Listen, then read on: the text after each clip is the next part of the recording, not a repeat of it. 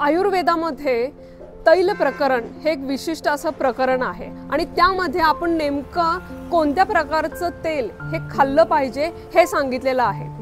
अगदी पूर्वीच्या काळीपासून लाकडी घाणा हे एकच तेल असायचं, परंतु आता रिफाइंड ऑइल आणि वेगवेगळ्या तेलांची अनेक प्रकार निघालेले आहेत। रिफाइंड ऑइल जरी किती गोंडस नाव वाटत असलं तरी ते आपल्या आरोग्यासाठी किती हानिकारक आहे ते आज मी तुम्हाला दाखवून देणार आहे।